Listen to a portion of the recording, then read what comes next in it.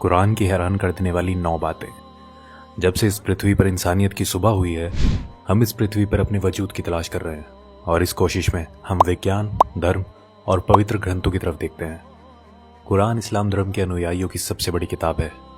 आज की इस वीडियो में हम आपको कुरान के कुछ ऐसे ही रहस्य बताने जा रहे हैं जो आपको हिला के रख देंगे। Factified. Facts on your face.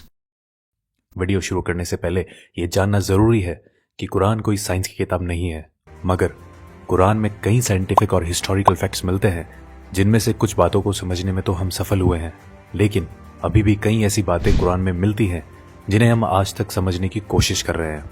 Quran में कुछ ऐसी भविष्यवाणी भी की गई हैं जो अब तक सच हो चुकी हैं। आइए मिलकर जानते हैं कुरान के सबसे चौंकाने वाले तथ्य। नंबर 1, ऑरिजिन ऑफ लाइफ, जीवन की उत्पत्ति।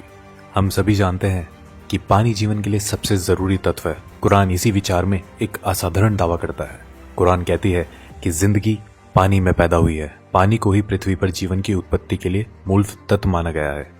इसकी पुष्टि इस बात से होती है कि पृथ्वी पर रहने वाले समस्त प्राणियों के सेल्स या कोशिकाएं पानी से बनी हुई है। मिसाल के लिए किसी भी जंतु की कोशिकाएं या साइटोप्लाज्म 80% पानी होता है। फैक्ट यह है कि जीवित प्राणी ज्यादातर पानी से ही बने होते हैं और इसकी पुष्टि माइक्रोस्कोप के आविष्कार के बाद ही हो पाई है।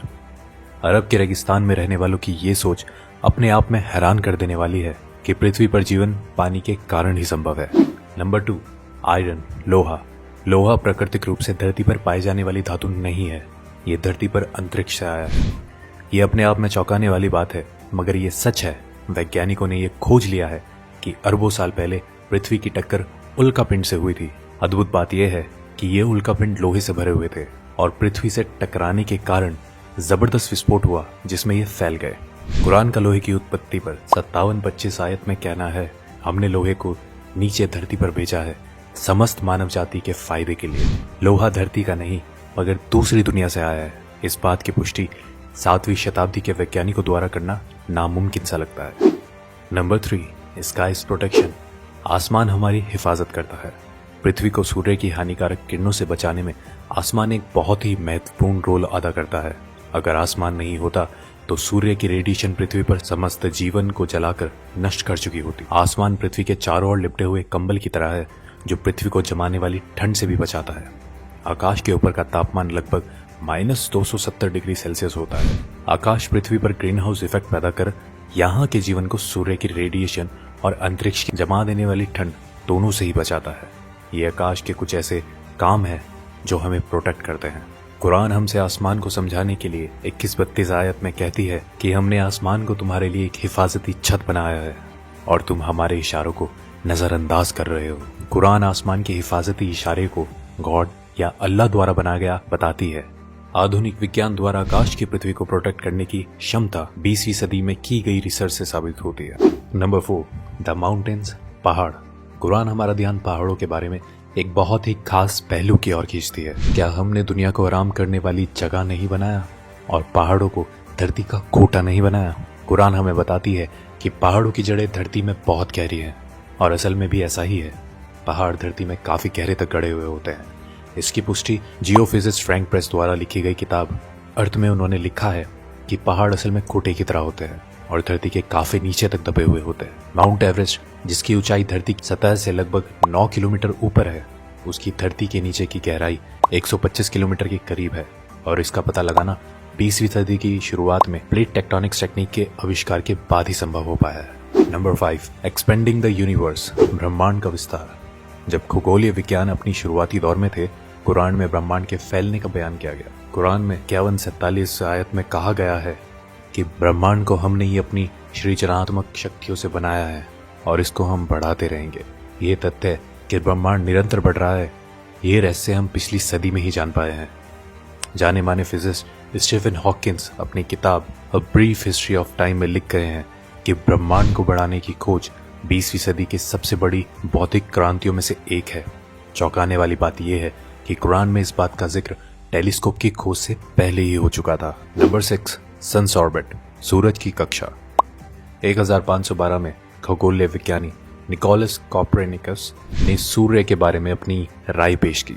उनके मुताबिक सूर्यमंडल में सूर्य अपने कक्ष में स्थिर रहता है और बाकी के ग्रह उसके इर्द गिर्द चक्कर लगाते हैं। ये नजरिया कि सूर्य स्थिर है 20वीं सदी तक तमाम खगोल वैज्ञानिकों में कायम था, लेकिन अब ये स्पष्ट रूप से एक वैज्ञानिक तथ्य है कि सूर्य स्थिर नहीं है, बल्कि वो हमारे मिल्की वे गैलेक्सी में मध्य में घूमता रहता है। कुरान में इस बात का जिक्र 21-33 आयत में आता है। वो जिसने रात दिन चांद सूरज बनाए वो अल्लाह ही है, और ये चांद सितारे सब अपने ही कक्ष में तैरते रहते हैं।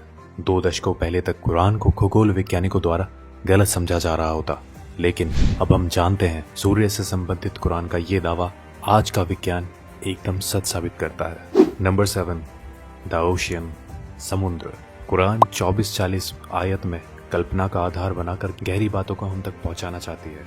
इसमें लिखा है, गहरे समुद्र के अंधेरे जो लहरों से घिरे हुए हैं, लहरों के नीचे है, उसके ऊपर बादल हो और उसके ऊपर फिर अंधेरा हो, एक के ऊपर एक छाए हुए हो, इतने अंधेरे कि अपने हाथ भी आपको दिखाई ना दे, और जिसको अल्लाह रोशनी ना दे उसको कहीं भी रोशनी नहीं मिल सकती। आमतौर पर यह समझा जाता है कि लहरें समुद्र के ऊपरी सतह पर चलती है। हालांकि समुद्री वैज्ञानिक इस बात की पुष्टि कर चुके हैं कि लहरें केवल समुद्र के ऊपरी सतह पर ही नहीं बल्कि नीचे भी होती हैं। ये लहरें इंसानों को दिखाई नहीं देती, इनको सिर्फ कुछ खास यंत्रों के द्वारा ही पता लगाया जा सकता है। कुरान समुद्र की गहराइयों के अंधेरों के ऊपर चलने वाली लहरें और उसके ऊपर चलने वाली लहरें और उसके ऊपर बादलों के बारे में हमें बताती है। कुरान की ये बात सिर्फ इसलिए काबिल तारीफ नहीं है कि वो समुद्र की अंदरूनी लहरों के बारे में बात करती है, बल्कि इसलिए भी है कि ये समुद्र की गहराइयों के अंधेरों को भी बयां करती है। आज के टाइम में भी इंसान बिना ब्रीथिंग इक्विपमेंट यूज किए केवल 70 मीटर गहराइयों तक ही जा सकता है। वहां तक कुछ रोशनी जरूर होती है, मगर हम 1000 मीटर की बात करते हैं तो वहां घनघोर अंधेरा रहता है। कुछ 1400 साल पहले ये सब पता लगाना कैसे मुमकिन हुआ, ये अपने आप में रहस्य है। नंबर 8, लाइंग एंड मूवमेंट्स, झूठ और हमारी हरकतें। अबू जहील नाम का एक बहुत ही अत्याचारी निर्दयी शासक पैगंबर मोहम्मद के समय में हुआ था। अल्लाह ने कुरान में उसको चेतावनी देने के लिए 96, 15 और 16 की आयत में फरमाया है कि इस बात में कोई शक नहीं, अगर ये बाज ना आया तो हम उसके मत्थे को पकड़कर घसीटेंगे, ऐसा मत्था जो झूठा और पापी है। अल्लाह ने कुरान में उस शख्स को झूठा नहीं कहा, बल्कि उसके मत्थे को, जो कि दिमाग का अगला हिस्सा है, उसको झूठा और गुनहगार कहा है। यह आयत 2 वजह से बहुत खास है। पहली ये कि हमारे दिमाग के सामने वाला हिस्सा हमारी सोची समझी हरकतों का जिम्मेदार होता है। इसे फ्रंटल लोब के नाम से भी जाना जाता है। दूसरा ये फ्रंटल लोब ही दिमाग के झूठ बोलने वाले काम को कंट्रोल करता है।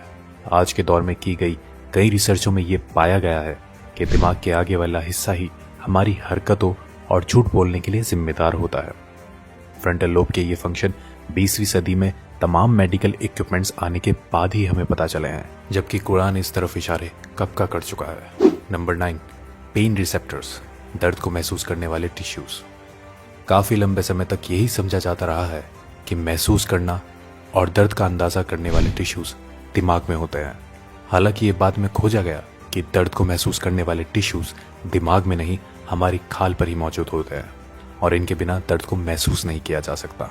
इससे संबंधित कुरान की 456 आयत को गौर से देखें तो उसमें लिखा है, जिन लोगों ने हमारे खुलासों को झूठ समझा है, हम उन्हें आग में झुलसाएंगे। जब उनकी खाल जल जाएगी, हम उन्हें उसके बदले नई खाल देंगे, ताकि वो दर्द को निरंतर महसूस करते रहें। बेशक अल्लाह सर्वशक्तिमानी भी है और बुद्धिमान भी।